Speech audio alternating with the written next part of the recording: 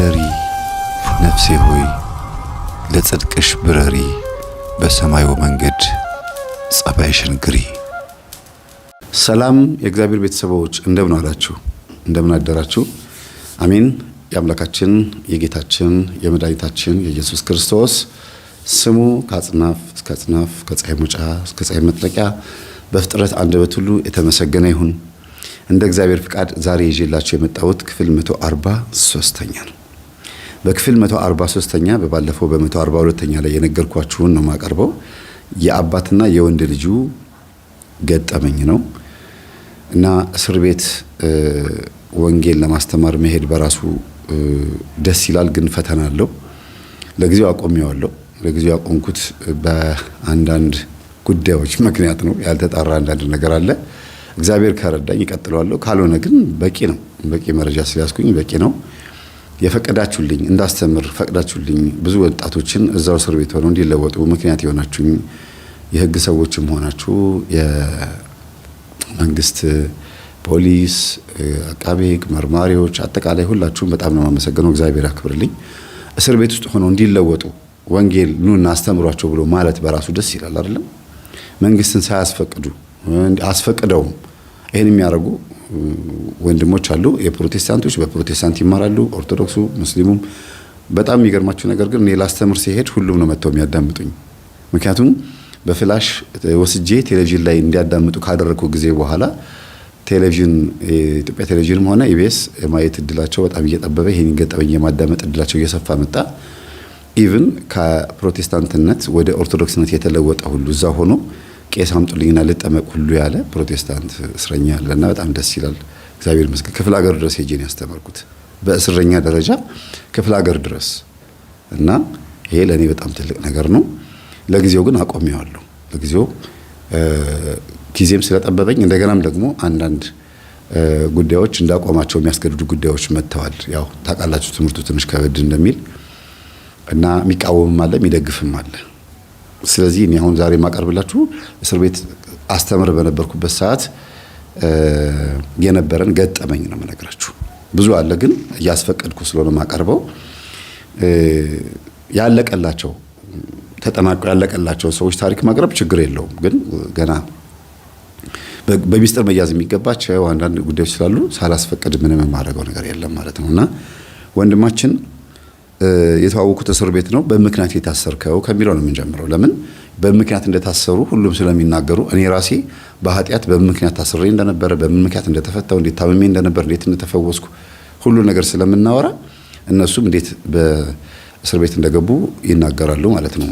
ስለዚህ እነዚህ አይነት ትምህርቶችን ነው ማቀርብላችሁ ማለት ነው። ስለዚህ ይሄን ልጅ ኢንተርቪው ሳይሆን ያደረኩት ቃለ መጠይቅ ሳይሆን ያደረኩት ታሪኩን ከመሐከላችን በሚያወራበት ሰዓት የሰማሁትን አጀንዳ ላይ ጽፌ ከዛ መጀመሪያ ራሱን ያስፈቀድኩት ከዛ ቀጥዬ ደግሞ ህግን ያስፈቀድኩት ተፈቀደልኝ። አስተማሪ ከሆነ ሰዎች ወደ ወንጀል እንዳይገቡ የሚረዳ ነገር ከሆነ ይፈቀድልኛል። ሰዎች ወደ ወንጀል እንዳይገቡ የሚያስጠነቅቅና አላርም ቀይ መስመር ስለሆነ እንዲህ አይነት ትምህርቶች ደግሞ ወሳኝ ናቸው፣ ይፈልጋሉ። አትጥፋብን የሚሉ ወንድሞች ፖሊሶችም አሉ። እግዚአብሔር ይስጥልኝ፣ በጣም ነው የማመሰግነው። ተባረኩ። መርማሪዎች ይሄንን ለእናንተ እንዳቀርብ የሚፈቅዱ እንዲሁም ደግሞ አጠቃላይ ሙስሊሞችን በሙስሊም ኦርቶዶክሱም ሙስሊሙ ፕሮቴስታንቱም በየግላቸው መጽሐፍ ቅዱሳዊ ትምህርቶችን እንዲማሩ ማድረጋቸው በራሱ ደስ ይላል አይደል?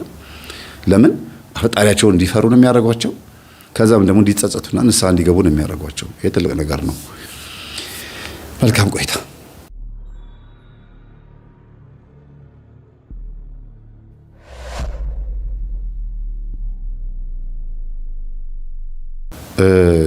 ወንድማችን ለምን እንደታሰረ ጠይቄው ታሪኩን ወደ ኋላ መለስ ብሎ የነገረኝ ብዙ ናቸው ታሪካቸውን የሚናገሩ ሁሉም እንዴት እዚህ እንደገቡ ሳይናገሩ ምንም የምንወያየው ነገር አይኖርም።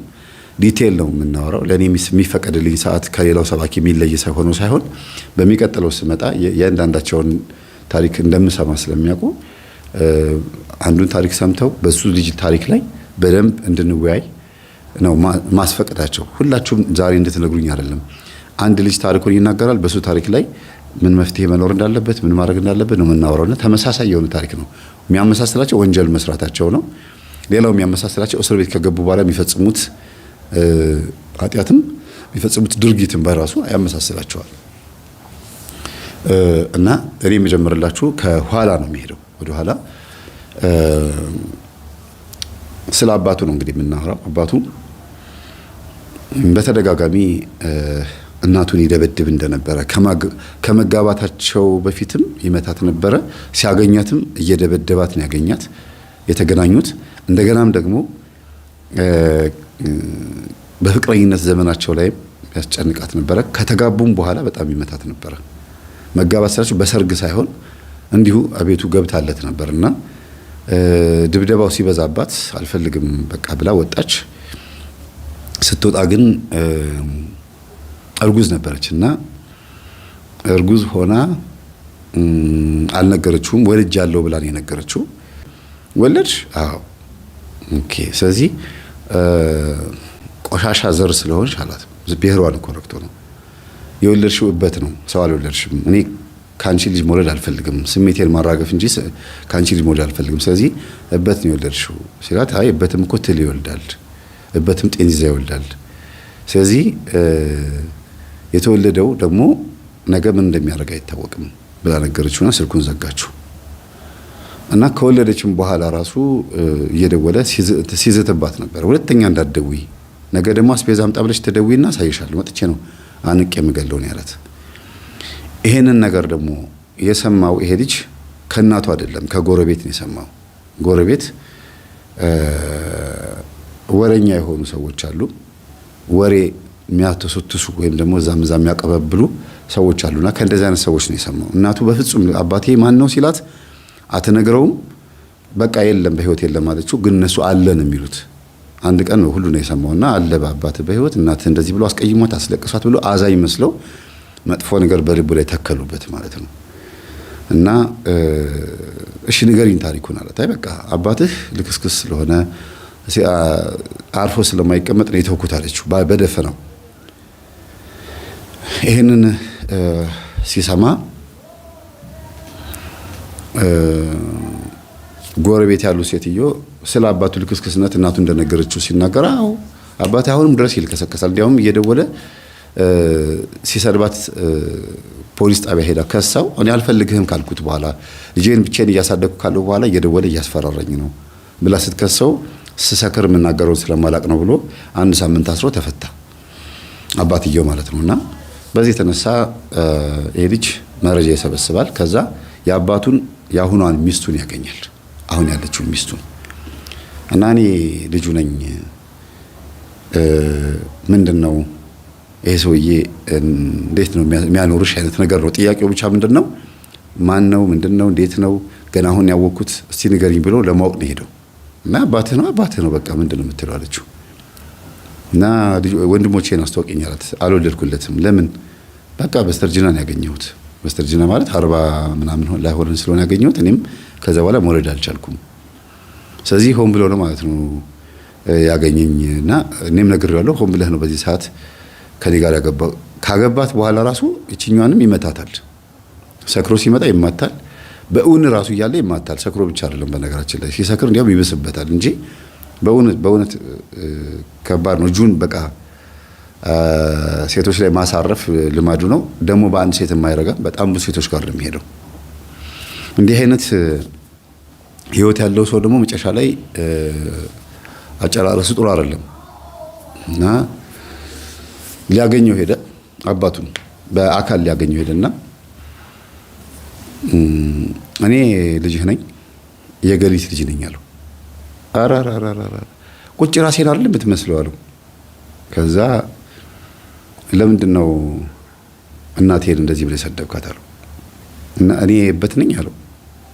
ስለዚህ እበት ነው የወለድሽው እና እኔ ደግሞ ካንቺ ጋር መቀጠል አልፈልግም ብለህ አልካት እና እኔ እበት ነኝ የምን ዘር ነኝ? መጀመሪያ ስለ ዘር አንስተህባታልና እንዴት ነገረችህ? አልነግረውም ብላ ነበር እኮ እሷ እኮ የቤተ ክርስቲያን ሰው ናት እኮ እንዴት ነገረችህ አለው። የቤተ ክርስቲያን ሰው ነች? አዎ።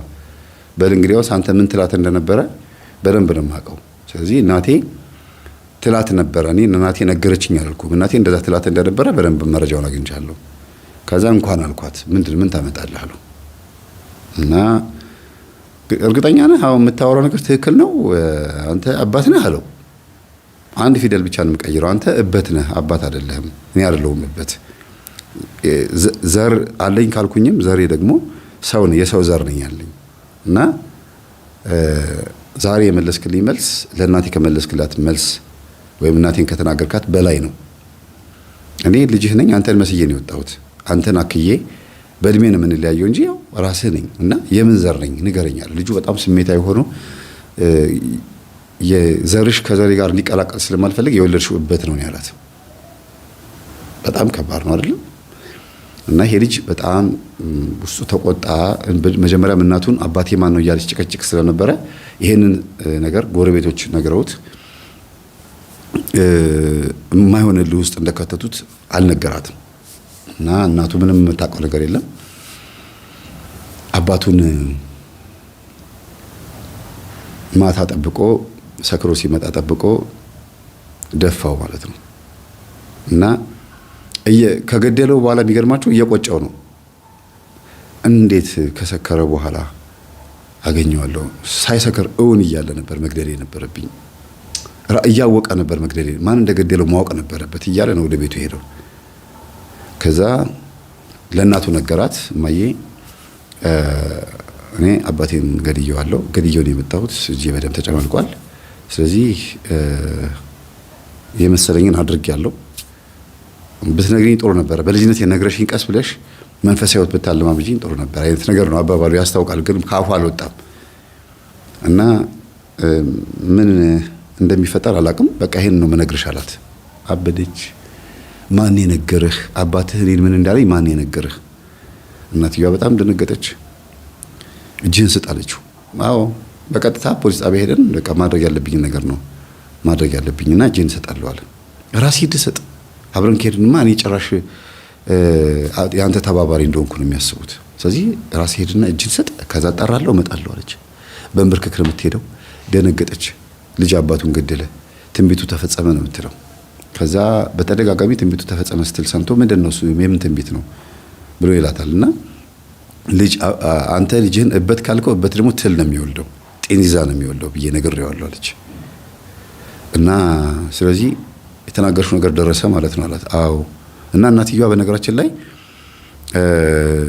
ከአፏ የወጣው ቃል በተግባር እንደፈጸመ እርግማን እንደሆነ ሟርት እንደሆነ አምናለች። ምን ነው አፌን በዘጋው የተናገርኩት ነገር ነው በተግባር የተፈጸመው። እንደው ምን ይሻለኛል የተናገርኩት ነገር ሁሉ እየተከናወነ ተቸገርኩ ነው የምትለው እናትየዋ። እና ይኸውልህ አባቴን እንደዚህ ገድዬ ነው እስር ቤት የገባሁት ብሎ ነገረኝ። ያሳዝናል። ግን እስር ቤት ሲገባ ፍርድ ቤት ሲፈረድበት 20 ምናምን ዓመት ነው የተፈረደበት። 21 ዓመት ምናምን የተፈረደበት አባቱን የገደለ ተብሎ እንደገና ደግሞ ሆም ብሎ ምናምን ተብሎና ግን ጥፋቱን አምኖ ራሱ ነው መጀመሪያ እጁን መስጠቱ ገድያለሁ ብሎ፣ ሁለተኛ በቀል መሆኑ። በቀል አይነት አለው ለካ እናንተ በፍርድ ላይ አይነት አለ። ለምሳሌ ተገዳ የተደፈረች ሴት ልጅ የደፈራትን ሰው ስትበቀለው ስትገለው ማለት ነው እንደ ነፍሰ ገዳይ ሳይሆን የምትታየው የራስን የመከላከል ነው ተብሎ ነው የሚታየው። ምናልባት የህግ ሰዎች ካላችሁ ብታረሙኝ ጥሩ ነው። እንደ ከዚህ በፊቱ ብደውል ደስ ይለኝ ነበር፣ ግን ከሰዓት አንጻር ላይበቃ ይችላል ብዬ ነው። እና ይህም ሰው አባቴን የገደልኩት ተጠይቆ ማለት ነው አባቴን የገደልኩት ብዙ ማስረጃ ይዤ ነው አለ። ምንድን ነው ያስከው ማስረጃ ተባለ። አባቴ እናቴን እንዲህ ብሏታል፣ እንደገናም ደግሞ ብሎሻል ስትባል አዎ ብሎኛል አለች። በቃ ይሄን ሁሉ ነገር ያለው ነገር ትክክል ነው ብሎኛል፣ ግን እንደዚህ ያደርጋል ብዬ አላሰብኩም ብለው ነው የሚናገሩ። ሴትዮዋ በጣም ደንግጠዋል። እሳቸው የነገሩት እስኪመስላቸው ድረስ ማለት ነው የነገራቸው እስኪመስላቸው ድረስ በጣም ደንግጠዋል። እና ምንድን ነው ያደረከው ሲባል እናቴን ወትውቼ ንገሪኝ አልኳት፣ አልነግርም አለችኝ። ጎረቤት ሄጄ ሰማሁ። ከዛ በኋላ እናቴን አጠጣኋት፣ አረቄ አጠጥቼ ከዛ እንድትቀባጥር አደረኳት፣ እንድትለፈልፍ ስጠይቃት እንድትመልስልኝ አደረኳት። አረጋገጥኩኝ፣ ከጎረቤት የሰማሁት ነገር ትክክል መሆኑን አረጋገጥኩኝ ብሎ ተናገረ። እናትየው በጣም ገርሟቸው ነው የሚሰሙት። እዛው ነው የሚሰሙት። በነገራችን ላይ አረቄ መጠጣታቸው ራሱ አያውቁም።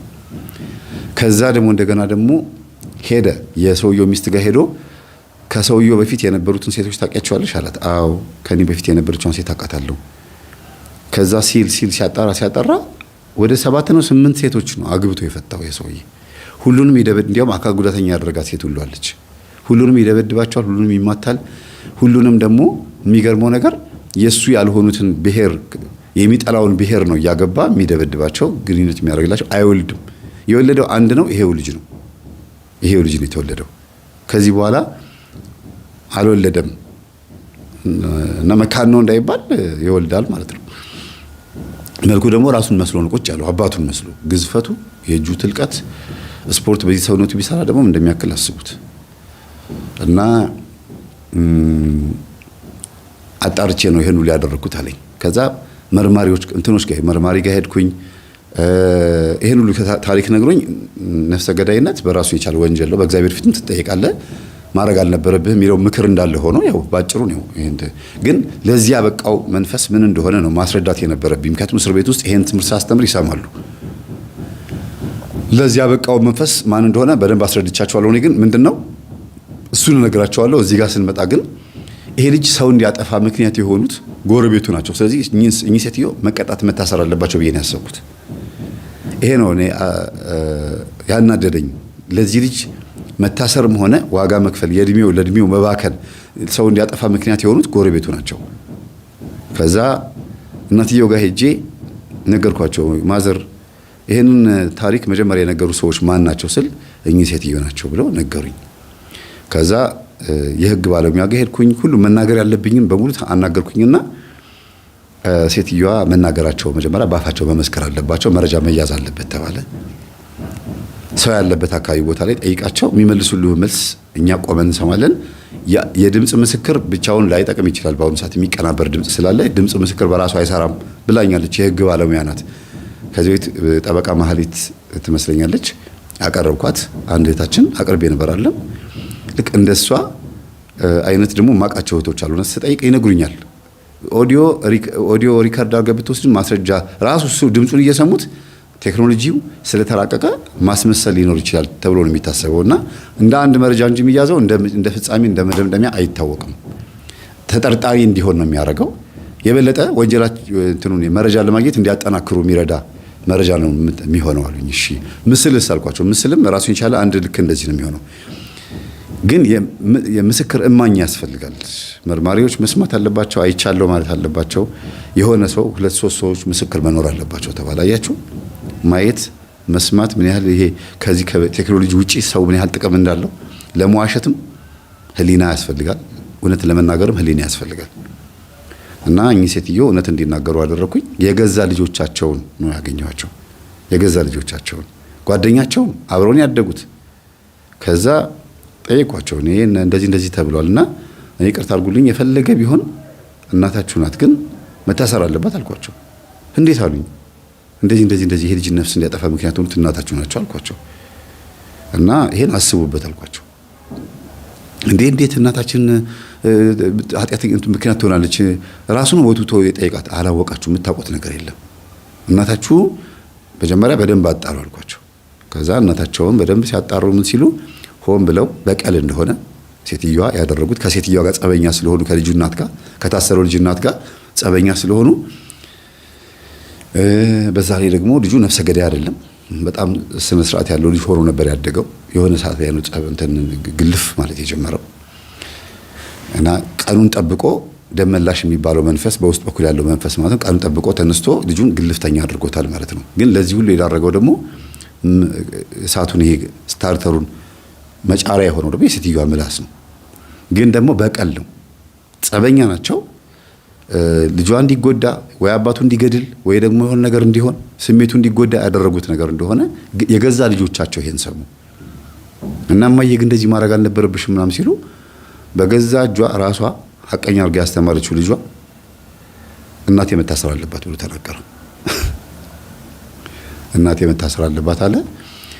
ምክንያቱም ምንድነው ሲባል እንደዚህ የሚባል ሰው አሳስራለች፣ እንደዚህ አድርጋ ነግራው ሆን ብላ ለበቀል ነው። ማስረጃ አምጣ ተባለ። ማስረጃ ራሷ አመጣ። ደግሞ የገዛ ልጃቸው ስለሆነ ነው። አንተ እንዴት ይሄን አሰብክበት ሲባል መምህር ተስፋዬ የሚባል መጥቶ እንደዚህ ብሎ ነግሮን እስረኛውን ሄዶ አናግሮት ማን ብሎ እኔም ተጠራሁኝ። ከዛ ከስንት ዓመት በኋላ እንግዲህ የታሰረው የዛሬ 8 ዓመት ከምናምን ነው። 9 ዓመት ነው የተፈረደበት። 9 ዓመት የተፈረደበት ከ20 ምናምን ዓመት ወርዶለት ነው። ለምን ሲባል ብዙ ሚስቶችን አግብቶ ሁሉም ሴቶች አሰቃይቷል እና እኔ ሰውየውን እረፍት ነው የሰጠሁት እና እንዲያውም ህግ እንዲከበር ነው ያደረኩት፣ ፍትህ ነው የሰጠሁት፣ እኔ ለሴቶቹ ፍትህ ነው ያደረኩት ብሎ ተናገረ። እንደዛ ነው የምታስበው አሉት። አዎ። ከዛ ታይቶ በ6 ወር ነው በ5 ወር ውስጥ በክርክር በምናምን ከ20 ምናምን ዓመት 9 ዓመት ወረደለት። የከሰሱት ቤተሰቦቹ የገዛ አባቱ እናቱ ልካው ነው እንደዚህ የተደረገው። እንደገናም ደግሞ ሀብት አላካፍልም ስላለው ነው ምናምን ተብሎ በስሙ በሌላ ነገር ነው የተከሰሰው፣ ክሱ የበዛለት።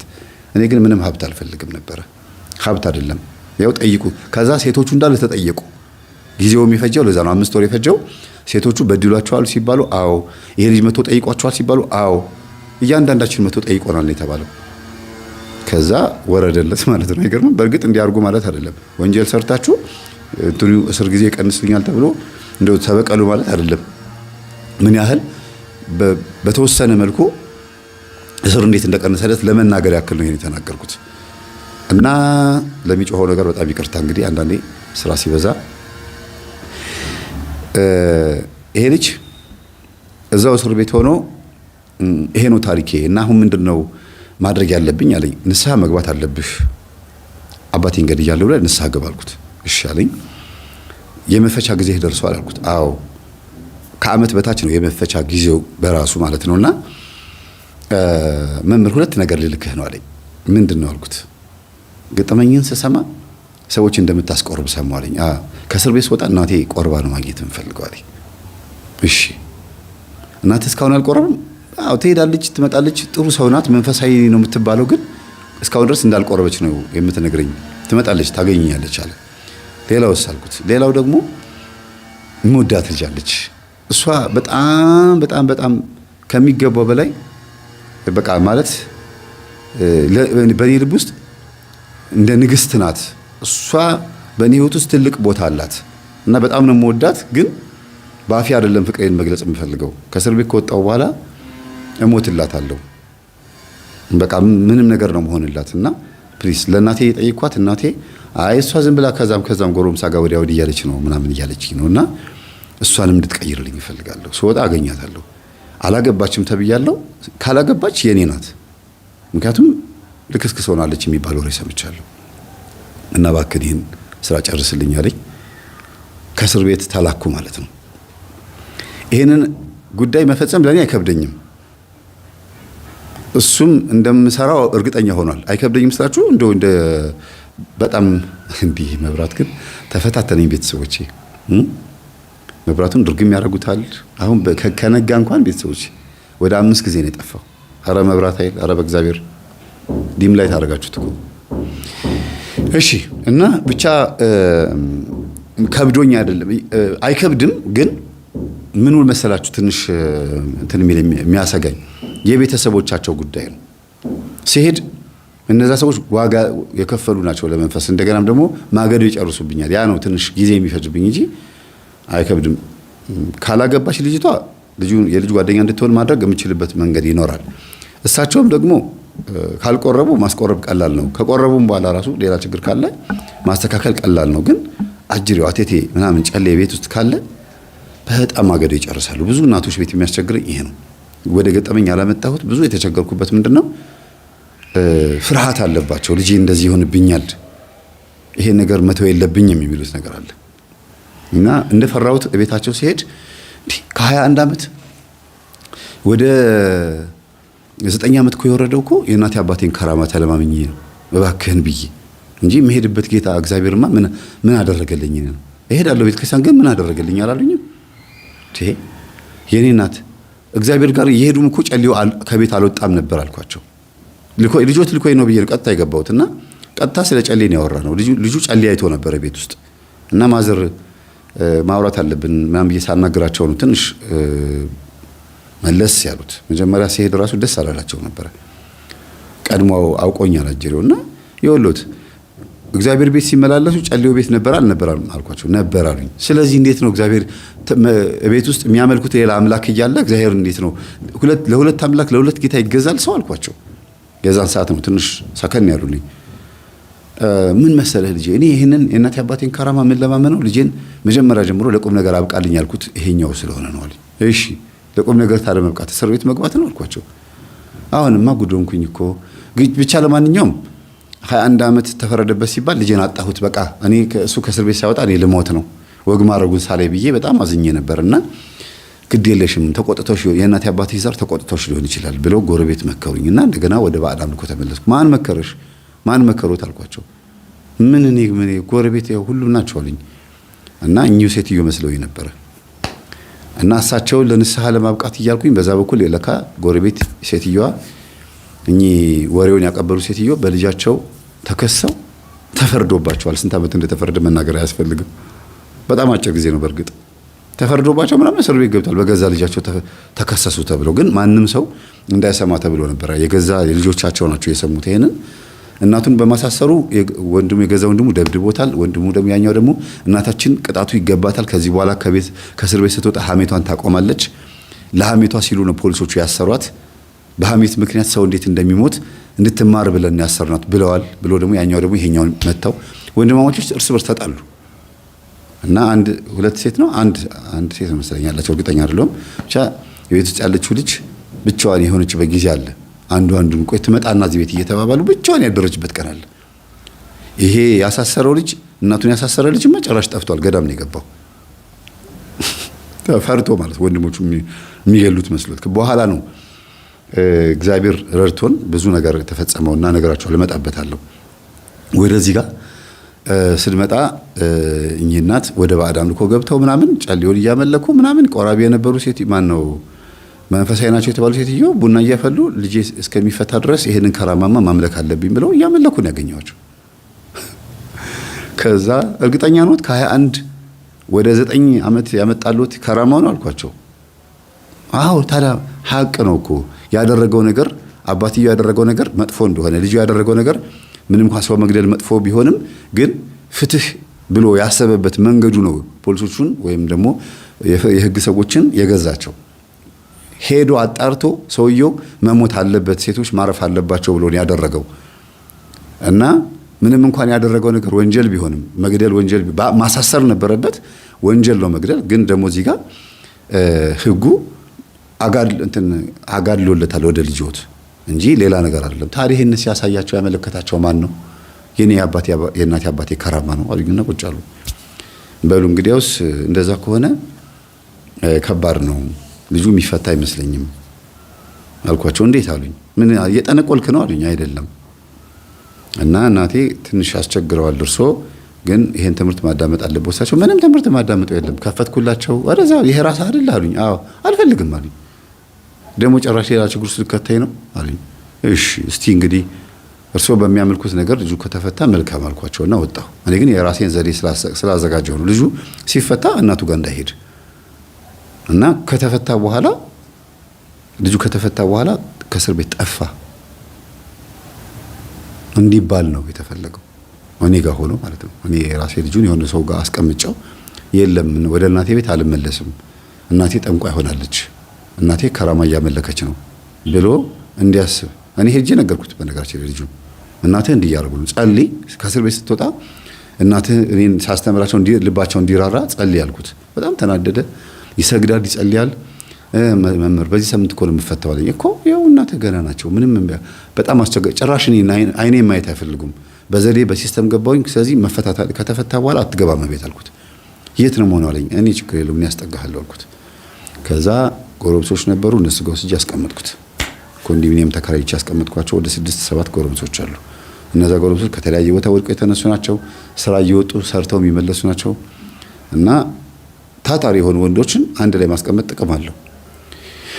እና እነሱ ጋር ወስጄ ቀላቀልኩት። 7ኛ ነው 6ኛ ሆኖ ተቀላቀለ።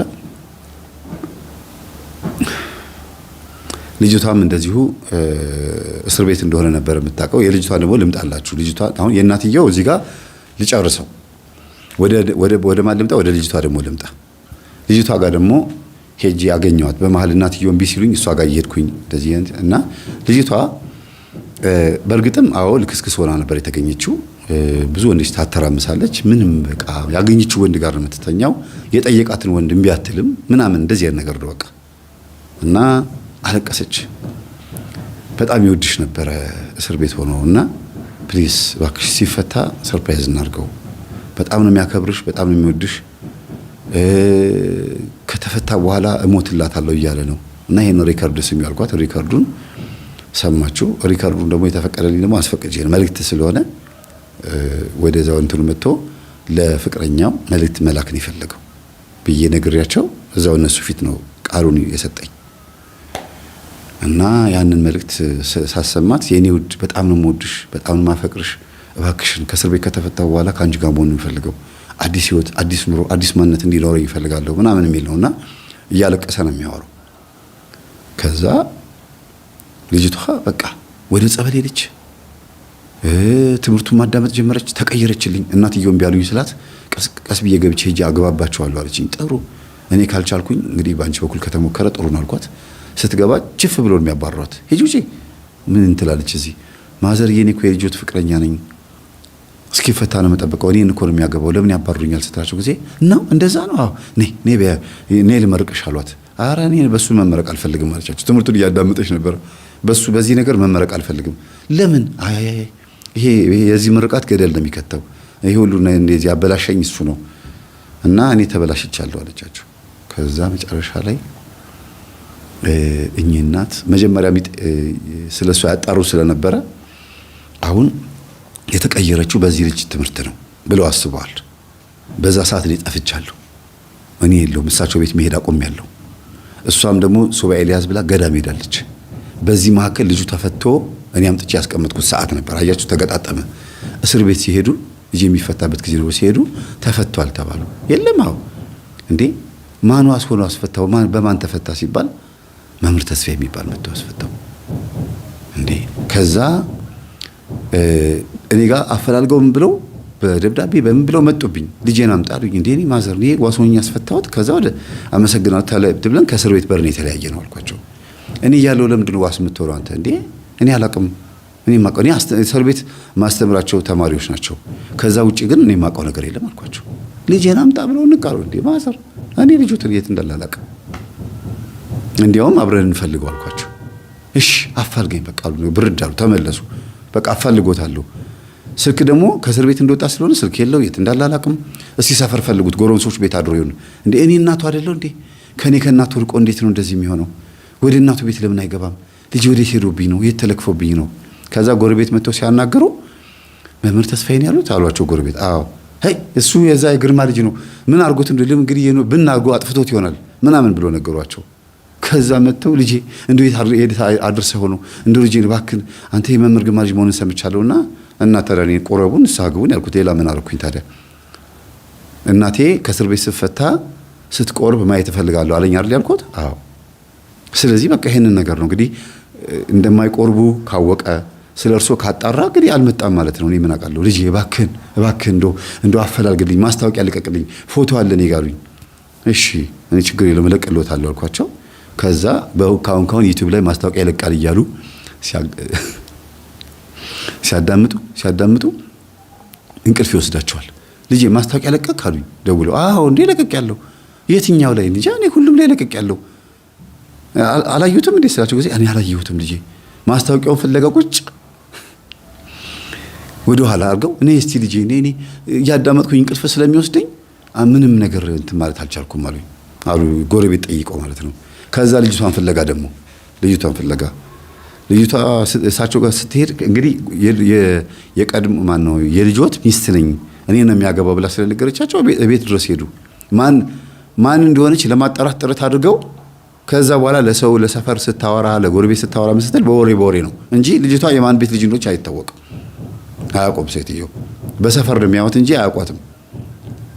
እና ተጣርቶ ቤት ድረስ ሄደው ልጄን አምጪ አሏት። እኔ ከእስር ቤት እኮ እስኪፈታ ነው የምጠብቀው። ተፈታ እንዲህ አለቻቸው ጭራሽ ከገዳም ስትመለስ እና ጭራሽ ተፈታው ይሄው ከገዳም ገና መምጣት ነው አለች። ከዛ ልጅቷ እኔ ጋር እውነትም ደወለች። ስትደውል እኔ ጋር አዎ ተፈቷል፣ የት ነው ያለው ነይ አልኳትና ወስጄ ያሳየኋት። ለምንድን ነው ያሳየኋት? ሴትዮዋ ሰፈር ውስጥ ምን እያደረጉ እንደሆነ እንድትሰልልልኝ ነው። ከዛ አገናኘኋቸው። በጣም በሚያሳዝን መልኩ ነው የተገናኙት። እሷ ተቀይራ መንፈሳዊ ሆና ትመጣለች ብሎ አልጠበቀም ነበረ። ዛሬ እንግዳለህ አልኩት። ምንድነው አለኝ። እማየነች አለኝ። ከዛ አይደሉም አንድ መምህር አሉ የሚመጡ መምህር አሉ። መምህር ግን ማናቸው አለኝ። አይ አይደሉም አልኩት። ስትበር ከፍታ ስትገባ በቃ ደስ አለው። የለበሰችው ልብስ ረጅም ቀሚስ ነው፣ ነጠላ ጠፍታ ምናምን በቃ ቀለማ ቀለም የለ ምን የለ፣ ያ የምታሳስትበት ኮስሞቲክስ የለ ምን የለ፣ በቃ ምንም እና በጣም ደስ አለው። ስለሷ ብዙ ኢንፎርሜሽን ሰምቶ ነበር። ጓደኞቹ ሁሉ ነግረውታል።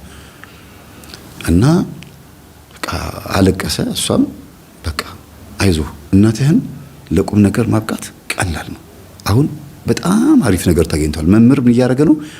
ገጠመኝ እንዲያዳምጡ እያደረጋቸው ነው። ያንተ ፎቶ የአፋልጉኝ ማስታወቂያ እንዲለቀቅ ያንተ ፎቶ ፖስት ይደረጋል ብሎ ነግሯቸው ፎቶውን እየፈለጉት ያሉት። በዛ መካከል ግን እኔን እየፈለጉኝ እንደሆነ ሰምቻለሁ። እኔን አግኝተውኛል፣ ግን እኔ የማውቀው ነገር የለም ብዬ ዋሽቻቸዋለሁ ምናምን ብላ ነገሩን ብቻ ባጭሩ አድበስብሳ ተወቹ። ለምን? ሰርፕራይዝ ልታደርገው ስለፈለገች ነው ልጅቷ። እኔንም አልነገረችኝም፣ ለሱም አልነገረችውም። በመሃል ሴትዮዋን ልጄ ማስታወቂያ አፋልጉኝ ማስታወቂያ ተለቀዋል አሏት። ሄዳ ቤታቸው አዎ ይኸው እርሶ ተኝተው ነበርኩ። ተኙ ችግር የለውም እኔ ካገኘሁት እነግሮታለሁ አለቻቸው። ከዛ አዎ ተለቀዋል አለቻቸው። እንዴት አላየሁትም የልጄ ፎቶ እንዴት ቴሌቪዥን ላይ አላየሁም። ከዛ በሉ አዳምጡ፣ ከፊትም አሁንም የሚለቀው ነገም የሚለቀው ትምህርት አለ፣ ዛሬም ይለቀው ይሆናል ለምትላቸው በቀን ሲያዳምጡ አራ የሚያወራው ይሄ ልጅ ግን ትክክል ነው፣ እውነት ነው፣ ትምህርቱም ይገርም ነው፣ እንደዚህ ያለ ነገር አለ እንዴ ዝም ብዬ ነው ማመልከው ብሎ ራሳቸው ተነስተው ኮተቱን አንስተው ጓሮ ላይ ጣሉት። ሲመለሱ እንቅፋት ደህና አድርጎ ነው የነደላቸው። እንደው ይሄ እንቅፋት ያው ዲያብሎስ ነው። ጣታቸውን፣ ጉልበታቸውን፣ ክንዳቸውን፣ እጃቸውን ድፍት ያሉት ሄደው። ባለፈውም እንደዚህ ብያቸዋለሁ። እና ብዙ ጊዜ ሰይጣን የሚናደድበትን ነገር ስናደርግ እግዚአብሔርን ይዘን ነው። እግዚአብሔርን ሳንጠጋ ምንም ነገር አንጣል፣ ምንም ነገር አናድርግ ብዬ ነገራቸዋለሁ። ቤታቸው ኋላ ወደ ጎሮ መስመር አካባቢ ነው፣ ወንዝ አለ። ቤታቸው እንደዚህ ነው። በሩ ወደዛ ነው፣ መውጫ በር ወደዛ ነው። ከጓሯቸው ግን ወንዝ ነው እና እዛ ነው ሄደው የጣሉት። እና አሟቸው እንደተኙ ምናምን እንደውለው ነገሯት። ከዛ ቀስ ብላ ጉልበታቸውን እየጠራረገች ጸበል እያደረገችላቸው ገጠመኝ እያዳመጡ እምነት እየቀባቻቸው ወሎት ማየ ምናምን ብላ መክራ አስተምራ መቁረቢያ ልብስ መታ ከቢሮ ወስዳ ከዛ መጨረሻ ላይ በሚቆርቡበት ቀን እኔንም ልጁንም ጠራችን። ጨርሻለሁ ስራዬን አለች። ምንድነው? እዚህ ቤተ ክርስቲያን እንገናኝ ማየ እየቆረቡ ነው፣ ይኸው ዛሬ ቅዳሴ አለ ብላ ጧት ደውላ ነው የነገረችን። ደነገጥን። አንቺ ምንድነው ያረሽው? ጊዜ በቃ ጨርሻለሁ ስራዬን አለች። ቸኩለው እንዳይሆን ለልጃቸው ሲሉ አይደለም ልጄ እንደውም ከተመቸው እዛው ባለበት ይቀመጥ፣ እኔ ጋር ከመጣ ይበላሽብኛል እያሉ ነበር አለች። ይበላሽብኛል። ከዛ ቤተክርስቲያን ተገናኘን። ሲቆርቡ አየናቸው። ባይኑ አየ። ቆርቦ ሲወጡ እማዬ ብሎ አላስችል ብሎት ቆርቦ ሲመለሱ እዛው ቤተ መቅደስ ውስጥ ከፍ አድርጓቸው አለቀሰ። ኢቭን ቅዳሴ ላይ ያሉ ሰዎች ሁሉ ሲያለቅሱ ነበር። አይቻቸዋለሁ ዞር ያልኩኝ። አንዷ አትወደኝም ግን ታስታውቃለች። እንዴት አድርጋ እንደምታየኝ ግን እንባን እየጠረገች ነው። በስመ አብ። አንዳንድ ሴቶች ግን አይናችሁ በጣም ነው የሚናገረው። በሴቶች በኩል ነው ሴትዮዋ ቆርቦ ሲወጡ እኛ በዛ በኩል ያገኘናቸውና ተከትየው ነው የሄድኩት። የሆነ ነገር ምን ሊያደርግ ነው ብዬ ነው። እና ታስታውቃለች። ትምህርቴን አትወደውም ግን እዛ ቦታ ላይ ደግሞ የሚሆነው ነገር አስለቅሷታል። በአይኗ በደንብ ነው የምትናገረው ልጅቷ። ከዛ ዞር ብያየዋትና ጸጥ አልኩኝ። ምንም ማድረግ አልችልም። እናትና ልጅ ተያይዘው ወደ ቤት መጣን። ከዛ ለመጀመሪያ ጊዜ እናቱ ቆርቦ አብረው ገቡ። በቤቱ ወደ እናቱ ቤት አብሮ ገባ። የሰፈር ሰውም መፈታቱን ሰምተዋል። የት እንዳለ ግን አያውቁም። በቆረቡበት ቀን አብሮ ሲመጡ በቁርባኑም በሱ መፈታትም ቀውጢ ሆነ ሰፈሩ። አስተማርኩኝ። እኔ መጣሁ በቃ። እና ለዚህ ሁሉ ያበቃችሁ እሷ ነች።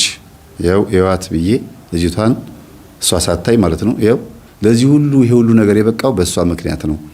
ይቺ ልጅ ነች እናትየዋን የሚያስቆረበችው ልጁንም ያመጣችው። ለሰርጉ ያብቃን አልኳቸው። አሜን አሉ። ሰርጉን በልቻለሁ። ሰርጉም አልፏል። 9 ነው 8 ሰርግ አለ ብዬ ካልኳችሁ ውስጥ አንዱ ሰርግ ይሄ ነው። እና ከእስር ቤት እንትን መልእክት አመላላሽ ሆኜ እንደ ፌቨን እንደ ቅድስት ፌቨን ማለት ነው። ለዚህ በቃ ገጠመኝ ነው እላችኋለሁ። እግዚአብሔር ስሙ የተመሰገነ ይሁን። ግን እዚህ ውስጥ ሳልናገር ማላልፈው በቀልም በተመለከተ ነው። በፍጹም ምንም ነገር ቢደረግ ለመግደል እንዳታስቡ፣ በግድያም እንዳትበቀሉ። የሚገድልም የሚያድንም እግዚአብሔር ነው። በቀል የእግዚአብሔር ነው። እግዚአብሔር በቀለኛ አምላክ ነው። መዓትንና በቀል የተሞላ አምላክ ነው ይላል። ምን ማለት ነው? እግዚአብሔር ነው የሚያውቀው እንዴት እንደሚበቀልበት። በፍቅር መበቀል ይችልበታል። አባትየው ቢኖር ኖሮ በቁርባን ነበር የሚበቀለው። አባትየው በህይወት ቢኖር ኖሮ እና ይሄን ትምህርት ቢሰማ ሄልጅ በፍቅር ይበቀለው ነበረ። ወሬኛ ግን አስገደለው እና ወሬኛም ምላሱም እጁም ታስሯል። እግዚአብሔር ይመስገን። ሴትዮዋ ከዚህ በኋላ መቼም ሐሜት አቆመዋል ብዬ ነው የማስበው። ይሄን ገጠመኝ እየሰሙ ነው። ሐሜት አቆመዋል ብዬ አስባለሁ። ሌላው ሳልናገር ማላልፈው ልጄን ለዚህ ያበቃልኝ እንደዚህ ይረዳልኝ የእናቴ አባቴ ከራማ ነው ብሎ ክች ማለት በቃ የሆነ አንድ ነገር ላይ ክችች ማለት በጣም በጣም ነውር ነው። ለምን በአዳም ልኮን እያመለኩ ሰይጣን እንደሆነ እያወቁ እሱ ነው ለዚህ ያበቃልኝ ከተፈታ በኋላ ንስሐ ገባለሁ ብሎ ማሰብ ማለት ነው። እንደዛ ነበር የሚሉ ሴትዮ። ሌላው ደግሞ ሁለተኛ ነገር ምነግራችሁ በጥንቃቄ ማስተዋል ያለባችሁ ሶስተኛ ነገር ምነግራችሁ ምንድነው እስር ቤት ሆኖ ልጁ ግለ ወሲብ በጣም ያስቸግረው ነበር። ግን ለግለ ወሲብ ምክንያት የሆነው የአባቱ የዝሙት መንፈስ ነው። ይሄ ታወቀ ነው አይደለም? ስለዚህ እናትና አባቶቻችሁ እንዴት እንዳሳደጓችሁ ቼክ አርጉና በደንብ አርጋችሁ ባህሪያቸውን፣ ጸባያቸውን፣ ስንት ልጅ እንደወለዱ ከዛ በኋላ ደግሞ መልስ ሲመላለሱ ሲነጋገሩ ያ የሚመላለሱ ቃላት ቼክ አርጉትና ከዛ እናንተ ላይ የትኛው ባህሪ፣ የትኛው ጸባይ፣ የትኛው ተግባር፣ የትኛው መንፈስ እንደገባባችሁ ታገኙታላችሁ። በደንብ ነው የምታገኙት። እና ከአባቱ የመጣ መንፈስ ነው። አባቱ የወረሰው ደግሞ ከአባቱ ነው፣ ከአያቱ ነው። ከዚህ ልጅ አያት ነው ማለት ነው። አያቴም እንደዚህ ነበረ እንደነበረ ሰምቻለሁ አለ። ሁሉ ነገር ሰላም ከሆነ በኋላ የአባቱ ቤተሰቦች ጋር ሄዶ ይቅርታ ብሏል። የሚገርማችሁ እና ይቅርታ ብሎ ሰርጉ ላይ ጠርቷቸው የተወሰኑ ሰዎች ሰርግ ላይ ሁሉ መጥተዋል። አባቱን የገደሉ ልጅ ተፈቶ አግብቷልና እስር ቤት ሆኜ ተጸጽቻለሁ ያጠፋሁት ጥፋት እንደዚህ ነው ብሎ ነግሯቸው፣ ግን ይሄን ትምህርት እንዲያዳምጡ ነግሯቸው ምናምን ነው ብቻ በአጠቃላይ እና በአያቱም እንደዛ እንደሆነ ከቤተሰቦቹ ነው የሰማው።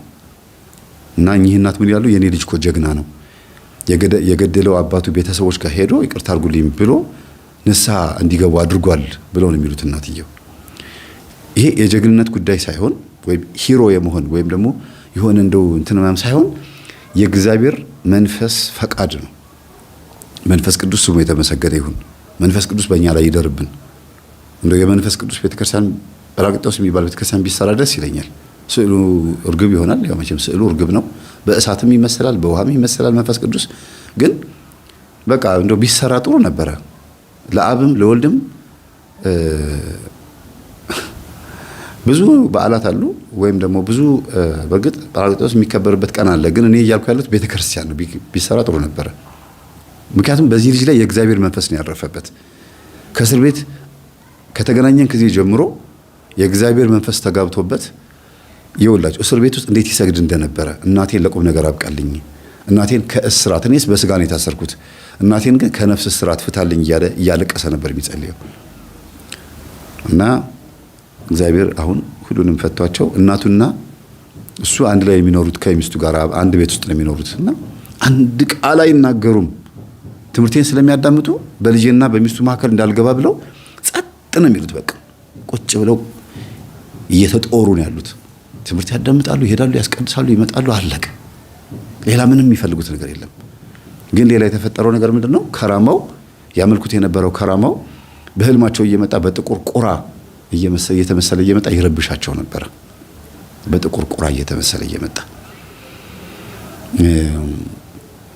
በመስኮት ሲገባ ያዩታል፣ ሲወጣ ያዩታል። እና መጨረሻ ላይ ግን ቅዱስ ቁርባን ተቀብለው በመጡበት ቀን ሩፋኤል ቤተክርስቲያን ሄጄን የምቀበለው ብለው አዲሱ ገበያ ሄደው ሩፋኤል ቤተክርስቲያን ተቀብለው መጥተው እዛው ሶፋ ላይ ጋደም ሲሉ በጣም የሚገርማችሁ ነገር በሰልፍ ዳክዬዎች ሲሄዱ አይታችኋል። አስፋልት ሲሻገሩ ምናምን እንደዚህ ዳክዬዎች ወይም አንዳንድ ቪዲዮ ላይ አይታችሁ ከሆነ እንደዚህ በመደዳ የሚሄዱ የሉ። ልክ እንደዛ ከቤት ውስጥ በመደዳ ቁራዎች ከቤት ሲወጡ በሰልፍ ሲወጡ እየበረሩ ሲሆን በእግር እየተራመዱ ሲወጡ አዩዋቸው።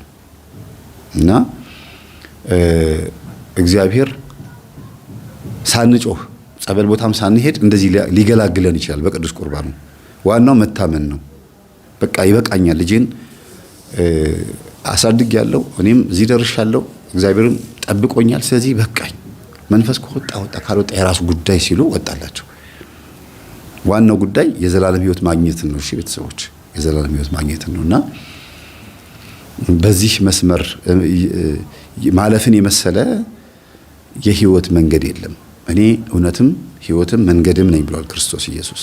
ስለዚህ ኢየሱስ ክርስቶስ እውነት ከሆነ እውነት ቅዱስ ቁርባን ነው።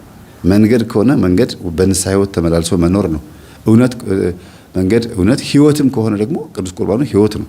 ኢየሱስን አገኘ ነው ጌታን ተቀበልኩ ካልን ቅዱስ ቁርባን ተቀብለን ነው መሆን ያለበት። ከየትም አናገኘውማ። የት ቤተ መቅደስ በቅዱስ ቁርባን ካላገኘ ነው የት ልናገኘው ነው? ቀጥሎ ደግሞ በተግባር ሲሰራ እናገኘዋለን። ቀጥሎ ደግሞ ስንሄድ እንገናኛለን። ሊገለጥም ይችላል። አለቀ።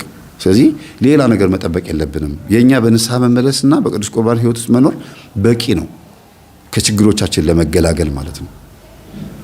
ኢየሱስ ጌታ ነው ብሎ የሚመሰክር ሰው ጌታ ነው ብሎ ለመመስከር ጌትነቱን በተግባር መኖር አለበት። የጌታን ጌትነት የኢየሱስ ክርስቶስ ጌትነት በእኛ መገለጥ አለበት። ማተቡ ተግባራዊ መሆን አለበት። ነጠላው ተግባራዊ መሆን አለበት። አይደለም ሄደን ድንጋዩን ስንስም ግንቡን ስንስም እኮ ድንጋዩን አይደለም የሳብ ነው።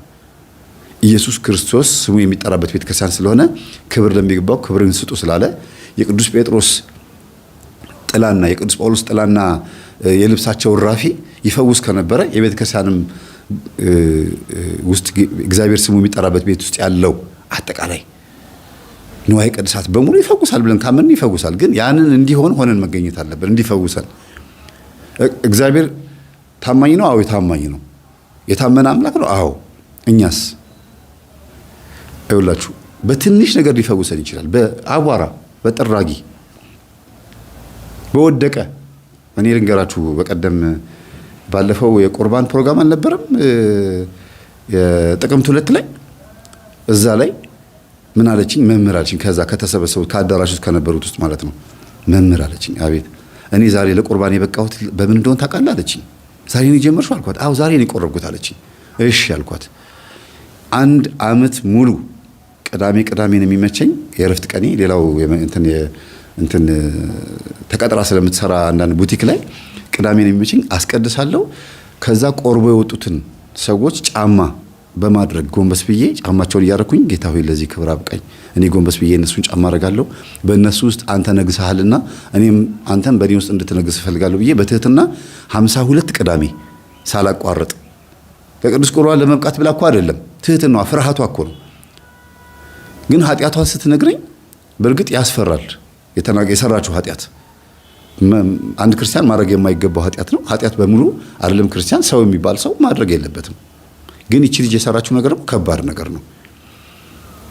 እና ጎንበስ ብላ የቆራቢያንን እግር ጫማ እያደረገች መጨረሻ ላይ አንዳንዶች ጉልበታቸው እየሳመች የአሮጊቶቹን ጉልበት እየሳመች በሴቶች በር በኩል 1 ዓመት ሙሉ ጎንበስ ብላ ጫማ ክር እያሰረች በወንዶች በኩልም ትመጣ ነበረ።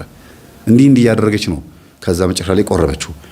ግን ይህን ሁሉ ሳታረጊ እኮ ማቁረብ ትቼ ነበር። ይቅር በለኝ ካልሽው ንስሐ ከገባሽና ቀኑናሽን ከጨረስሽ እኮ እሱ እኮ መሐሪ ነው አልኳት። ፍርሃቴ አለች። እሺ ከዛስ ምን ተከናወነ ስላት ዛሬ በምቆርብበት ቀን ይሄን ሁሉ ሳምንት ይሄን ሁሉ ዓመት ሙሉ ሳረግ የነበረውን በሙሉ በምቆርብበት ቀን በህልሜ ቤተ መቅደስ ውስጥ እንቅልፌ እንደዚህ ሸለብ አድርጎኝ ካህናት በጣም ይወርቡ ነበር። የቀን የጽጌ ማህሌት ማለት ነው። የጽጌ ጾመ ጽጌ ማለት ነው። እና በዛ ሰዓት ላይ ትንሽ ረፍት ላድርግ ብዬ ቤተ መቅደስ ውስጥ ከሆነ እንደዚህ ሸለብ አድርጓታል። እና ያን ሁሉ ሳምንት ጫማቸውን ሳስርላቸው የነበሩ ሰዎች በሙሉ መጥተው ጫማዬን አስረሽልኛል፣ የኔን ጫማ አስረሽልኝ፣ እንኳን ለዚህ በቃሽ እያሉ መጥተው ቤተ መቅደስ ውስጥ እንዳለ በህልም ያየኋቸው ብንንስል ወረብ እየተወረበ ነው፣ ብቻዬን ነኝ አለች። ክርስቶስ ተቀብሎኛል ማለት ነው አለች። አዎ ምንድን ነው የለበሱት ልብስ አልኳት። እንዳለ ነጭ ነው የለበሱት አለች። በቃ በጣም ነው የሚገርመው። ይሄንን ሰማው በዛ ቀን ነው እንግዲህ። እና ዋናው ትልቁ ትህትናና እውነተኛነት ነው የሚያስፈልገው። እውነተኛ ከሆናችሁ ይሆናል። እውነት፣ መንገድ፣ ህይወት ኢየሱስ ክርስቶስ ነው። ኢየሱስ ጌታ ነው ብላችሁ እስቲ ሁላችሁ መስክሩ። እኛ ኦርቶዶክሳውያን ኢየሱስ ጌታ ነው ስንል የሚያምርብን በቅዱስ ቁርባን ህይወት ውስጥ ሆነን ነው፣ በንስሐ ህይወት ውስጥ ሆነን ነው። ዝም ብሎ እንደፈለጉ አይደለም፣ በአፍ ስለመሰከርክ ብቻ አይደለም። ለምን ጌታ ምን ብሏል? ጌታ ሆይ የሚሉኝ ሁሉ መንግሥተ ሰማያት የሚገቡ አይደሉም፣ ሁሩ እምኔ የምላቸውም ናቸዋል።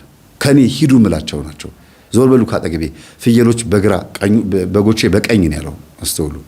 ስለዚህ አንዳንዴ ዞር በቃ ከኔ ሂዱ ምንባልበትም ደሞ አለ። አምነን አስቡት። ጌታ ሆይ በስምህ አጋንንት አላወጣንምን? በስምህ አልጸለይንምን? በስምህ እንደዚህ አላደረግ ሙታን አላነሳንምን? ይሉኛል። እኔ ግን አላውቃችሁም እላችኋለሁ ነው ያለው። ስለዚህ እንደዚህ ከመባል ያትርፈን ያወጣን።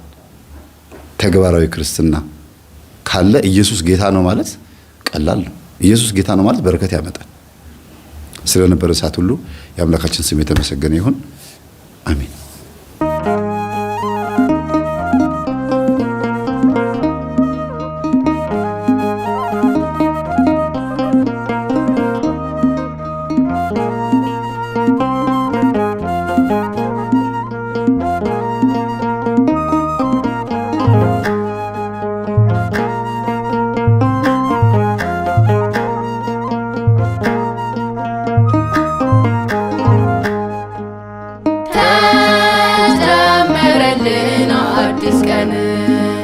እግዚአብሔር ጠብቆን እያቀዳጀ ዓመታትን በቸርነቱ ይኸው አሳየን አዲስ ዘመን በምህረቱ እያቀዳጀ ዓመታትን በቸርነቱ ይኸው አሳየን አዲስ ዘመን በምህረቱ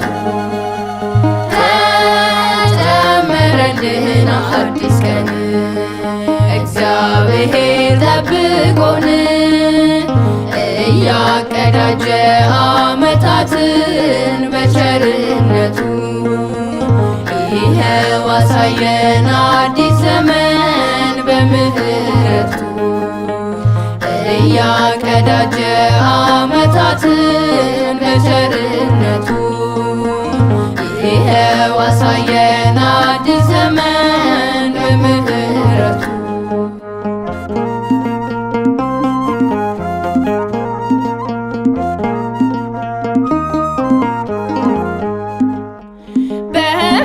በበደላችን በኃጢአታችን ሳይፈርድብን ደግ ነውና እግዚአብሔር ለዚያ በቃን።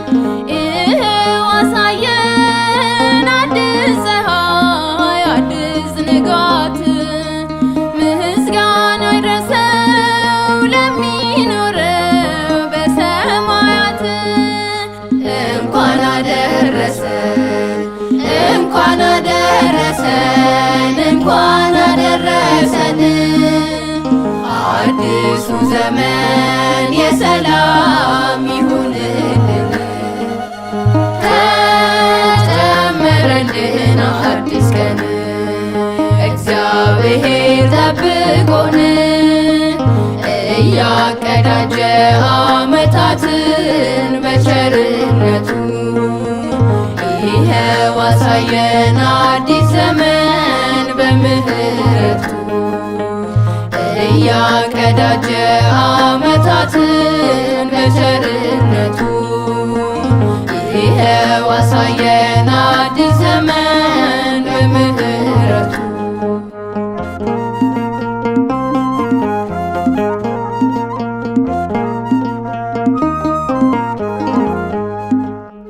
ያለፈ ዘመን ይበቃናል ባጣት የኖርነው አሁን በንስሐ እንመለስ አዲስ ዘመን ነው ዛሬ ነውና የመዳን ቀን አይደለም ነገ።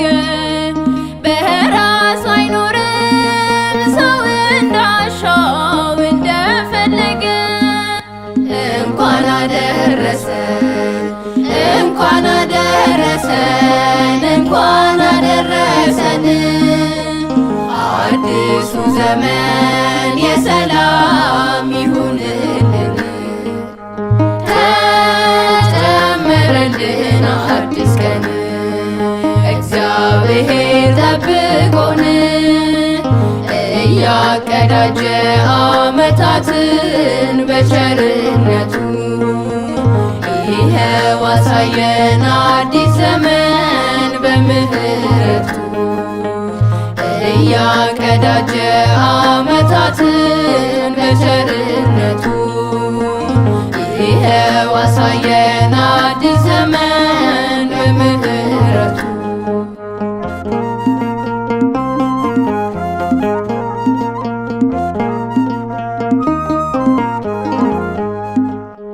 ምድርን በአበባ ያሳምራት እንዲያስጌጡ ለእኛ ያለውን እርሱ ያስባል ከሁሉ አብልጦ። ከዓለም ጉያ እንውጣና በእርሱ እንሸሸግ፣ በአዲሱ ዘመን አዲስ ሆነን መልካም እናድርግ። እንኳን አደረሰን እንኳን አደረሰን እንኳን አደረሰን። አዲሱ ዘመን የሰላም ይሁንልን። ተጨመረልን አዲስ ቀን እግዚአብሔር ጠብቆን እያቀዳጀ ዓመታትን በቸርነቱ ይኸው አሳየን አዲስ ዘመን በምህረቱ። እያቀዳጀ ዓመታትን በቸርነቱ ይኸው አሳየን አዲስ ዘመን በምህረቱ።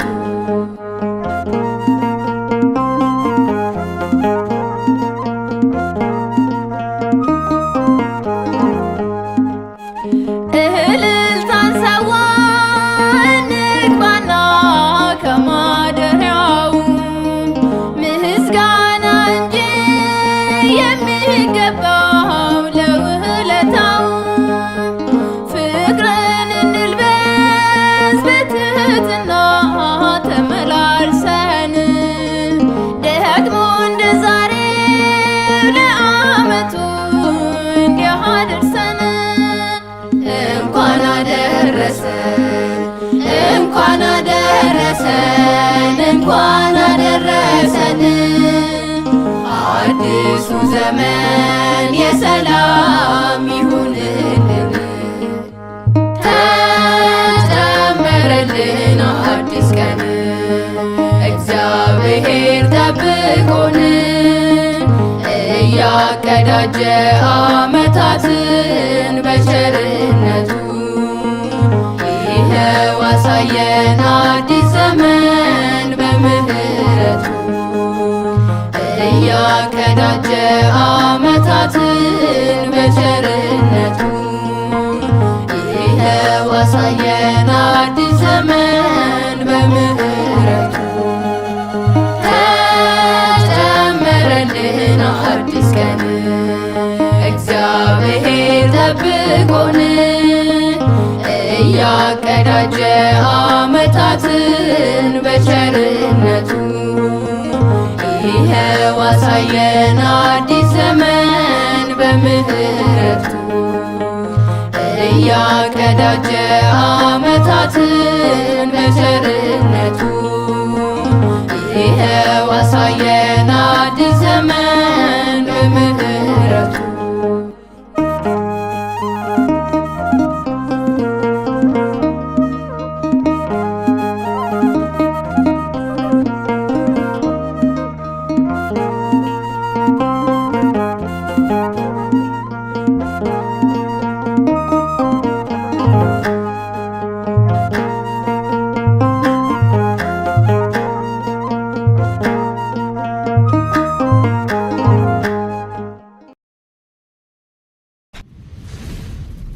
አቤቱ እንደ ጸሎታችን ብዛት ሳይሆን እንደ ቸርነትህ ስለሰማህን እናመሰግንሃለን።